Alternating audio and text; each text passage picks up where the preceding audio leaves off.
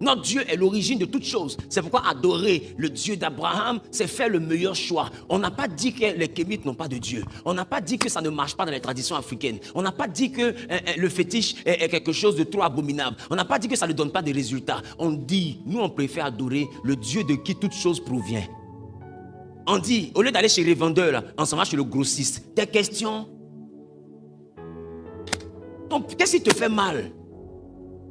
Nous, on ne va pas là-bas, pas parce qu'on vous condamne. On sait, écoutez, voilà pourquoi même le féticheur, là, quand il finit, il dit c'est si Dieu le veut. Il te dit, ah, nous on a fait notre part. Maintenant, Dieu va décider. Lui-même te dit ça, ça te dit rien. C'est-à-dire que même ton sacrifice, ça ne prend pas si Dieu a dit, il ne veut pas. Si Dieu dit, il ne veut pas, il n'y a pas de mouton, il n'y a pas de taureau, il n'y a pas de bœuf, il n'y a pas de chameau, il n'y a pas l'homme qui a te sorti d'un problème. Il n'y a pas.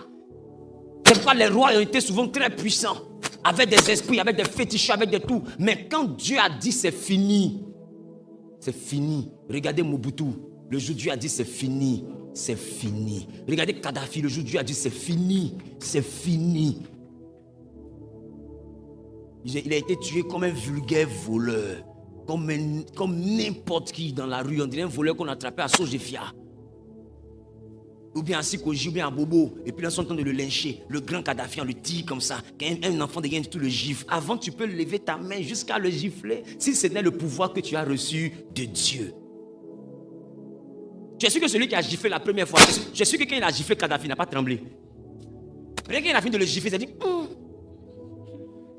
et si ça change? Parce que tu ne vas pas croire. Mais quand le pouvoir vient d'en haut, même le puissant devient faible. Qui comprend ce que je suis en train de dire? Nous avons décidé d'adorer ce Dieu-là, de qui vient toute puissance. Quel est votre problème avec nous? On n'a pas dit que vous n'avez pas de résultats. Nous reconnaissons, la Bible reconnaît. Arrête de faire les débats pour dire qu'il y a un seul Dieu. Non, il y a plusieurs dieux. On est d'accord avec ça. Mais nous, on dit on adore le Dieu qui donne la puissance à tous les dieux. Qu'est-ce qui te fait mal? Adore ton Dieu. Laisse-moi adorer le Dieu qui rend tous les dieux puissants. Qu'est-ce qui fait? Qui comprend ce que je suis en train de dire? Qu'est-ce qui fait mal? Attends, ce qu'il dit là, qu'est-ce qui dérange? C'est pourquoi vous n'allez jamais me faire un débat avec un féticheur. S'il me dit il est puissant, je lui dis oui, effectivement, je sais. Je sais que tu es puissant. Je sais. Vous avez des dieux aussi. Et vos dieux ont la puissance. C'est Dieu qui les rend capables d'être puissants. Je sais. Sauf que ce que tu as là, moi, ça ne m'intéresse pas.